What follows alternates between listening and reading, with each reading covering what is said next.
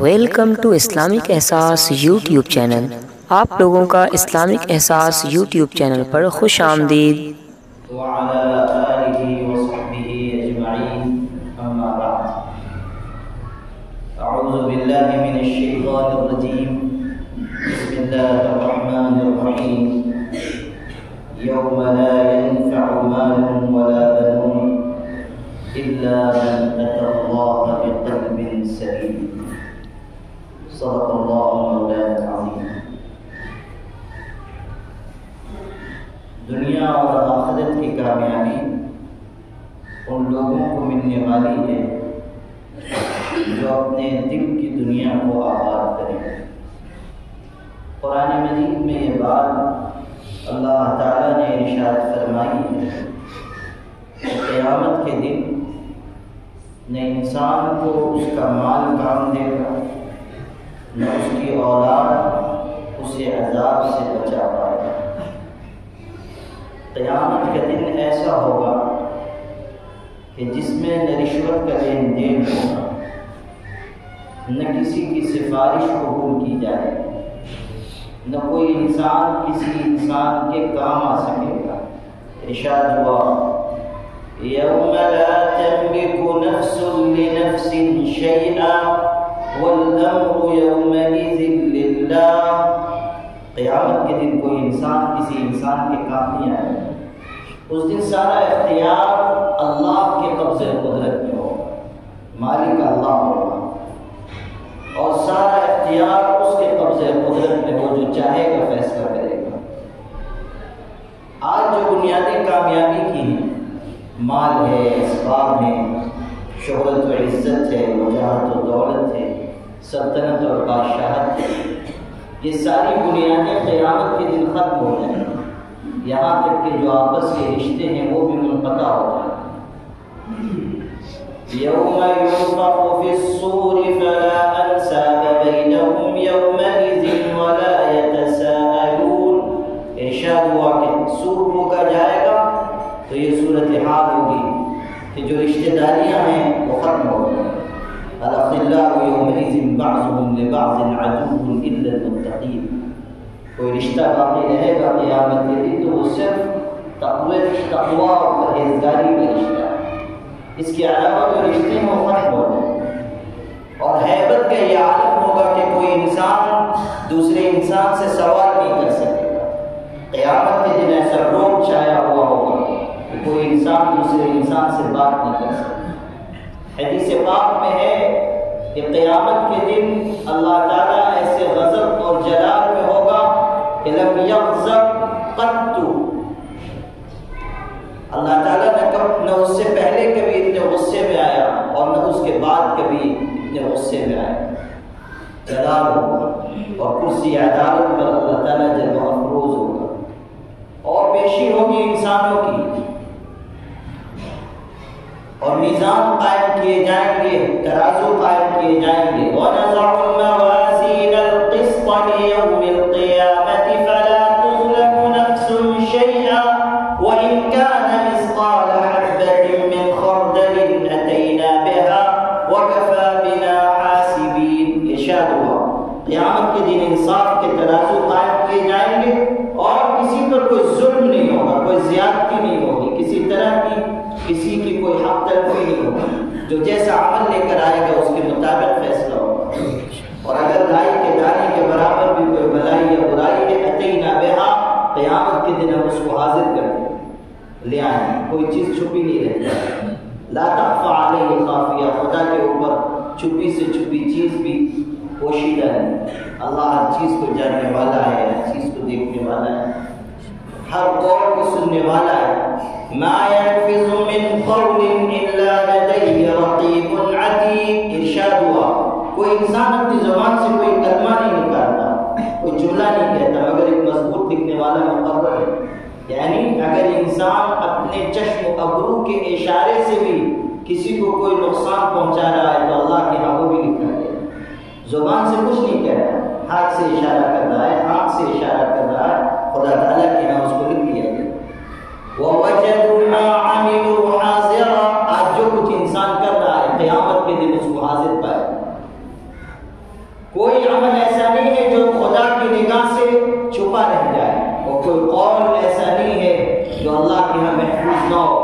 ان علیکم لحافظین کراما کاتبین یعلمون ما تفعلون، مضبوط لکھنے والے مقرر ہیں اور وہ ان تمام کاموں کو جانتے ہیں جو تم انجام دے رہے ہو۔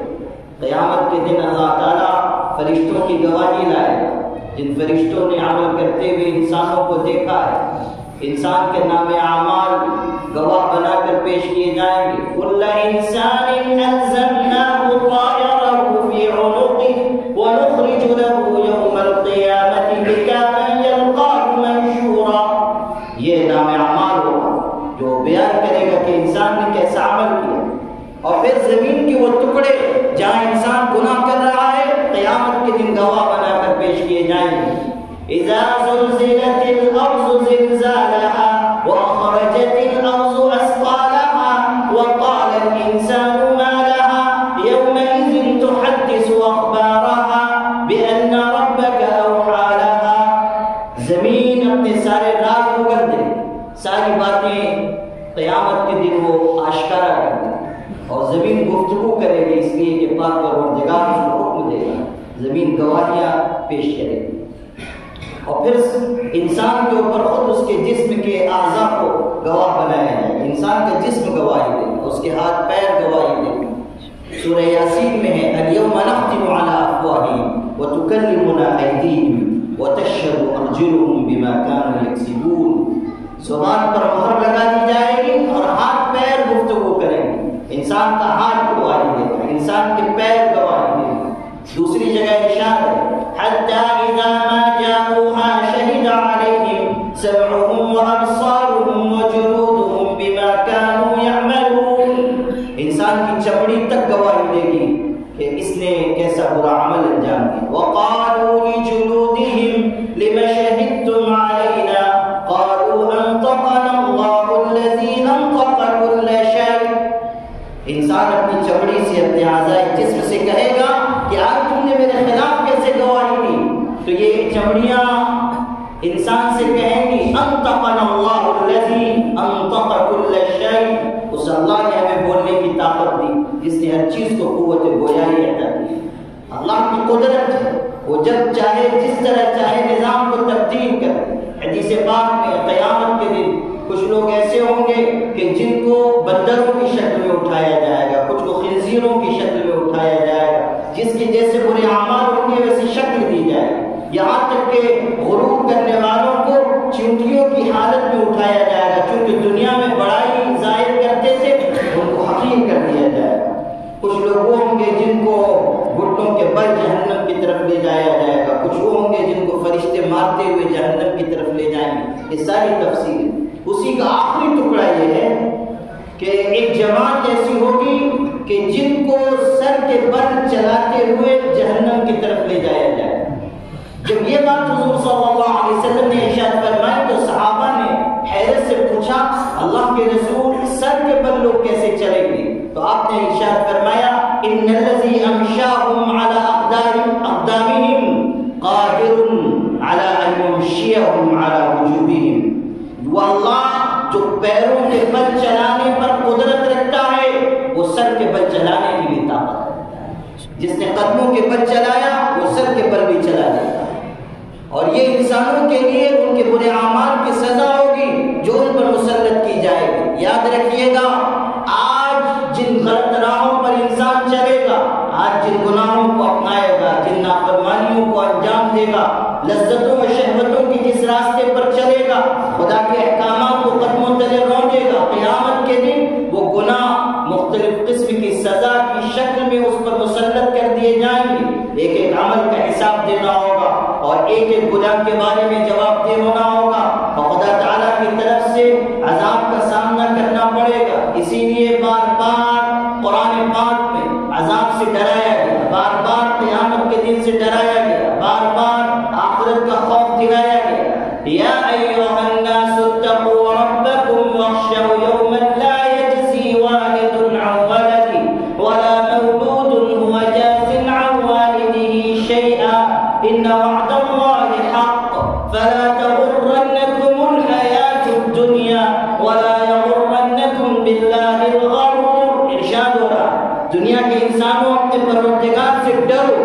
اپنے اندر خوف پیدا کرو، خشیت پیدا کرو، خدا کے آگے جھکنا سیکھو، اپنے آپ کو گناہوں سے بچانا سیکھو، صاف شفاف زندگی گزارو، اپنے دل کو بغض سے، حسد سے، کبر سے، غرور سے پاک کرو، صاف شفاف دل پیدا کرو، اپنے دل کو گناہوں کی آماجگاہ نہ بناؤ، اپنے دل کو دنیا اور مال کی محبت سے آلودہ نہ کرو، وہ چیز جس کو خدا نے اپنی نگاہ سے گرا دیا اسی کو اپنے لیے منزل مقصود نہ بناؤ، مال و اسباب دنیا کو اپنی منزل مقصود قرار نہ دو، اگر دنیا پر مر مٹو گے اور دنیا کے اسباب ہی کو اپنے لیے مراد و مقصود بناؤ گے تو کبھی کامیاب نہ ہو سکو گے۔ وہ انسان کامیاب ہوگا جو اللہ کے لیے جینا سیکھے گا، وہ انسان کامیاب ہوگا جس کے دل میں خشیت آئے گی، وہ انسان کامیاب ہوگا جس کے معاملات صاف ہوں گے، وہ انسان کامیاب ہوگا جس کے اندر اللہ تعالیٰ کے لیے عاجزی، اللہ تعالیٰ کے آگے عاجزی کے جذبے پیدا ہوں گے، خدا کی کبریائی بیان کرے گا، خدا کی عظمت اور جبروت بیان کرے گا، اور خود عاجزی کے ساتھ، تواضع کے ساتھ، انکساری کے ساتھ جھک کر زندگی گزارے گا۔ وَعِبَادُ الرَّحْمَنِ الَّذِينَ يَمْشُونَ عَلَى الْأَرْضِ هَوْنًا وَإِذَا خَاطَبَهُمُ الْجَاهِلُونَ قَالُوا سَلَامًا۔ یہ اللہ تعالیٰ کے پیارے بندوں کی، پسندیدہ بندوں کی صفات کیوں بیان کی جائے؟ اس لیے تاکہ ہر مومن جب قرآن پڑھے تو اس کو یہ احساس ہو کہ میرا اللہ مجھ سے کیا چاہتا ہے، میرا اللہ مجھ کو کیسا بنتا ہوا دیکھنا چاہتا ہے، میرا اللہ مجھ میں کیسی صفات دیکھنا چاہتا ہے۔ وَعِبَادُ الرَّحْمَنِ الَّذِينَ يَمْشُونَ عَلَى الْأَرْضِ هَوْنًا، صفات بیان کی، گناہ سے بچتے ہیں، زمین پر نرمی سے چلتے ہیں، لوگوں کا حق ادا کرتے ہیں، بدکاری سے، چوری سے اپنے آپ کو دور رکھتے ہیں، کسی کے ساتھ ظلم اور زیادتی کا معاملہ نہیں کرتے۔ یہ سب صفات کیوں بیان ہو رہی؟ اس لیے تاکہ انسان ان صفات کو اپنے اندر پیدا کرنے کی محنت کرے، کوشش کرے، جد و جہد کرے، اپنے آپ کو مجاہدات کے راستے پر چلائے۔ وَالَّذِينَ جَاهَدُوا فِينَا لَنَهْدِيَنَّهُمْ سُبُلَنَا وَإِنَّ اللَّهَ لَمَعَ الْمُحْسِنِينَ، جو محنت کے راستے پر چلے گا کامیابی اسی کو ملے گی، آرزوؤں سے، امنگوں سے، دعووں سے، تمناؤں سے کامیابی کی منزل نہیں ملا کرتی۔ لَيْسَ بِأَمَانِيِّكُمْ وَلَا أَمَانِيِّ أَهْلِ الْكِتَابِ، تمہاری آرزوؤں پر فیصلہ نہیں ہوگا، نہ اہل کتاب کی آرزوؤں پر فیصلہ ہوگا۔ امیدوں سے قوموں کی تاریخ نہیں بنا کرتی ہے، امیدوں اور آرزوؤں سے افراد کی تقدیر نہیں بنا کرتی ہے۔ کوئی قوم، کوئی فرد، کوئی جماعت، کوئی طبقہ، کوئی بستی کبھی بھی امیدوں اور آرزوؤں کے سہارے آگے نہیں بڑھ سکتی۔ ترقیات اگر ملیں گی، عروج اگر ملے گا، اگر کسی انسان کو سرخروئی ملے گی، سربلندی ملے گی، کامیابی ملے گی، دنیا میں عزت اور آخرت میں نجات ملے گی، تو محنت کے نتیجے میں، اعمال کے نتیجے میں، اچھے اخلاق کے نتیجے میں خدا تعالیٰ کی بنائی ہوئی جنت ایسی سستی نہیں ہے کہ ہر گرے پڑے انسان کو دے دی جائے، یا برے اعمال میں، شہوتوں اور لذتوں میں انسان مبتلا رہے اور پھر خدا تعالیٰ کی بنائی ہوئی جنت کا متمنی ہو، ایسا نہیں ہوگا۔ الا ان سلعۃ اللہ غالیہ، الا ان سلعۃ اللہ الجنہ، ہمارے آقا ارشاد فرما رہے ہیں یاد رکھنا خدا تعالیٰ کا سودا بہت مہنگا ہے اور اللہ کا سودا اس کی بنائی ہوئی جنت ہے۔ جنت کی قیمت معمولی نہیں ہے، جنت کا سودا معمولی نہیں ہے۔ حفت الجنت بالمکارہ وحفت النار بالشہوات، جب تک ناگواریوں کو برداشت نہیں کیا جائے گا، جب تک مشقتیں اختیار نہیں کی جائیں گی، جب تک راتوں کی نیند نہیں چھوڑی جائے گی، جب تک دن کا چین و آرام قربان نہیں کیا جائے گا، جب تک اپنے آرام کو تج دے کر انسان مسجد میں نہیں آئے گا، خدا کے حضور میں سر نہیں جھکائے گا، جب سخت سے سخت موسم میں بھی جب تک کہ مسجد میں پہلی صف میں وہ حاضر نہیں ہوگا، اس وقت تک خدا تعالیٰ کی بنائی ہوئی جنت کا وہ حقدار نہیں بن سکتا، اس کے اندر یہ کمال نہیں پیدا ہوگا کہ خدا کی نگاہ، خدا تعالیٰ کے دربار میں اس پر نعمتوں کی بارش برسائی جائے۔ اسی نے یہ بات ارشاد فرمائی حفت الجنت بالمکارہ، ناگواریوں سے جنت کو ڈھانپ دیا گیا ہے۔ ایسی چیزیں جو انسان کے نفس پر بوجھ ہوتی ہیں، گناہ کو چھوڑنا بوجھ ہے، فرائض کا اہتمام کرنا بوجھ ہے، دل کو پاک صاف کرنا بوجھ ہے، نماز کے لیے ہر موسم میں مسجد میں حاضر ہونا بوجھ ہے۔ وَإِنَّهَا لَكَبِيرَةٌ إِلَّا عَلَى الْخَاشِعِينَ، یہ تو خود قرآن کہہ رہا ہے کہ نماز بہت بھاری چیز ہے، ہاں مگر وہ لوگ جو اللہ سے ڈرنے والے ہیں، جن کے دل میں خشیت ہے، جن کے دل میں آئیں گے، لپک کر آئیں گے، پڑھ کر آئیں گے، جن کے دل میں اللہ کی محبت ہے وہ آرام میں قربان کریں گے، وہ لذتوں کو اور خواہشات کو بھی قدموں تلے رو دیں گے، دوڑ دوڑ کر مسجد آئیں گے۔ ارشاد ہو رہا ہے سبحان یظلهم اللہ فی ظلہ یوم لا ظل الا ظل عرش۔ قیامت کے دن 7 قسم کے لوگ وہ ہوں گے کہ اللہ اپنے عرش کے سائے میں ان کو جگہ عطا کرے گا، جبکہ اللہ کے عرش کے سائے کے علاوہ کوئی سایہ نہیں ہوگا۔ ان میں سے ایک انسان بیان کیا قلبہ معلق بالمساجد، وہ انسان جس کا دل مسجد میں اٹکا رہتا ہے، مسجد سے جس کو محبت ہے، نماز سے جس کو محبت ہے، دعا مانگنے کی جس کو عادت ہے، جو اللہ کو یاد کرنا اپنے لیے ضروری سمجھتا ہے، جو اپنی آخرت کے مرحلوں میں کامیابی اور سرخروئی کے لیے ابھی سے توشہ تیار کر رہا ہے، وہی انسان کامیاب ہوگا۔ ہمارے اکابر نے، بزرگوں نے، اسلاف نے کیسی مثالیں قائم کی۔ حضرت سعید بن المسیب خود اپنے بارے میں ارشاد فرما رہے ہیں، سید التابعین ارشاد فرماتے ہیں کہ میری زندگی کے 40 یا 50 برس، 2 روایتیں، 40 بھی مان لیجیے کہ میری زندگی کے 40 برس ایسے گزرے کہ میں نے کسی فرض نماز کی اذان مسجد سے باہر نہیں سنی، یعنی فرض نماز کی اذان سے پہلے مسجد میں موجود ہے، اور 40 برس تک یہ معمول تھا۔ تکبیر اولیٰ کی پابندی کی بات نہیں ہے، اذان سے پہلے مسجد میں حاضر۔ خود فرماتے ہیں کہ مدینہ منورہ میں ایک فتنہ برپا ہوا اور لوگ گھروں میں روپوش ہو گئے، مسجد نبوی میں نماز بند ہو گئی، لیکن میں نے گھر میں چھپنے کے بجائے مسجد میں چھپنا پسند کیا تاکہ نماز نہ چھوٹے، جماعت ضائع نہ ہو۔ مسجد میں روپوش ہوا اور کوئی ہوتا نہیں تھا، اذان کے وقت میں اذان دے دیتا تھا اور جماعت کے لیے اکیلا کھڑا ہوتا تھا، تو میں روزہ اطہر سے اقامت کی آواز سنتا تھا اور نماز اپنی ادا کرتا۔ آپ غور کیجیے کہ نماز کا کیسا ذوق، اللہ تعالیٰ کے آگے جھکنے کا کیسا مزاج ہے، کیسی پابندی ہے، کیسی استقامت ہے۔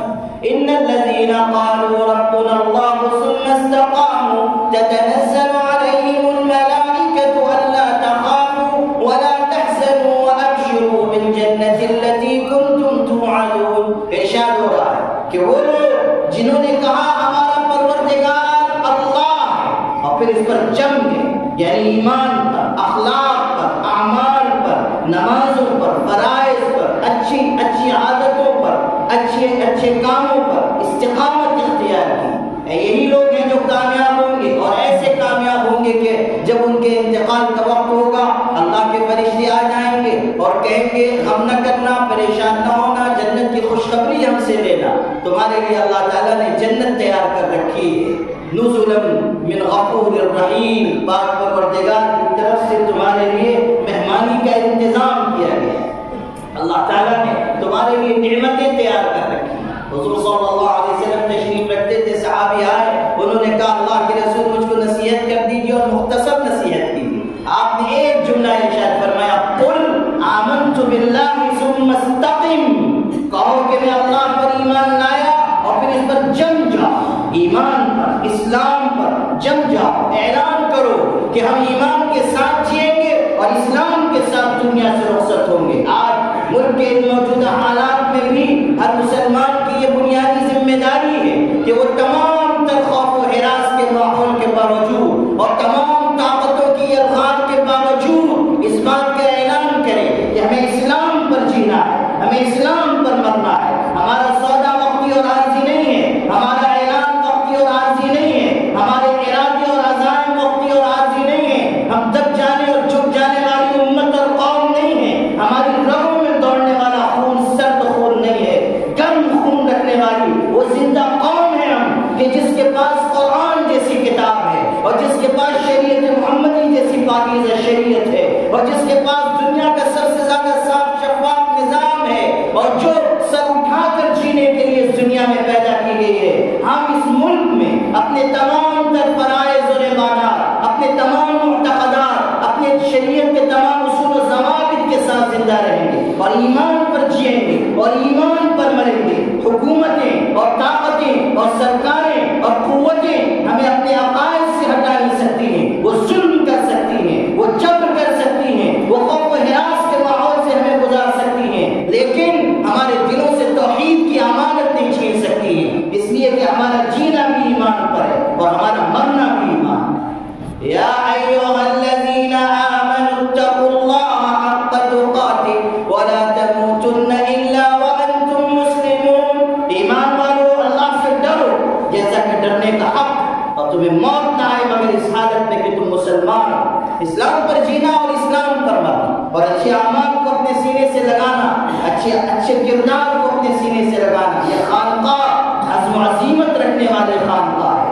یہ خانقاہ رحمانی پورے ملک کو سمت دکھانے والی خانقاہ ہے. یہاں وہ بزرگ لیٹے ہوئے ہیں جنہوں نے اس ملک کے مسلمانوں کو ہمیشہ ایمان پر جینے اور ایمان پر مرنے کا درس دیا. حضرت مولانا منت اللہ رحمانی رحمت اللہ علیہ نے اس وقت جب کہ ایمرجنسی کے حالات تھے دہلی میں، آل انڈیا مسلم پرسنل لا بورڈ کی میٹنگ کی تھی، اور سخت خوف و ہراس کے ماحول میں جبکہ چاروں طرف فوج کا حصار تھا، اس وقت انہوں نے اسٹیج پر چڑھ کر اپنے پاس سے کفن کا جھولا نکال کر یہ کہہ کر سرکار کو مخاطب کیا تھا کہ میں اپنا کفن منگیر سے اپنے ساتھ لے کر آیا ہوں، اور ان مشکل حالات میں اعلان کرتا ہوں کہ اسلامی شریعت کے خلاف کسی بھی چیز کو، کسی تحریف و ترمیم کو کسی قیمت پر برداشت نہیں کیا جائے گا. اور اگر اسلام میں کوئی جان جائے گی تو سب سے پہلے سنت اللہ کی جان جائے گی. یہ اس خانقاہ کی تاریخ ہے. ہمارے حضرت امیر شریعت صاحب رحمۃ اللہ علیہ نے ساری زندگی عزم و عزیمت کا درس دیا، اخلاق و کردار کا درس دیا، ایمان پر جمنے کا درس دیا، اعمال کو اپنی زندگی میں لانے کا درس دیا. خود راتوں کی تنہائیوں میں خدا کے آگے روتے رہے، اپنے دل کو قلب سلیم بنانے کی محنت میں اب شروع زمانے سے لگے رہے، اور لاکھوں انسانوں کو انہوں نے فیض پہنچایا. یہی قلب سلیم جو ہمارے بزرگوں کو حاصل تھا، اسی پر کامیابی کا انحصار ہے، اور اسی کو قرآن میں بیان کیا گیا. یوم لا ينفع مال ولا بنون الا من اتى الله بقلب سلیم. دل کو پاکیزہ بناؤ، دل سے بغض و حسد کو نکالو، صاف شفاف دل پیدا کرو، اچھے اعمال سے جڑو اور استقامت کی راہ پر چلو کہ یہی کامیابی کی راہ ہے. وآخر دعوانا ان الحمد للہ رب العالمین.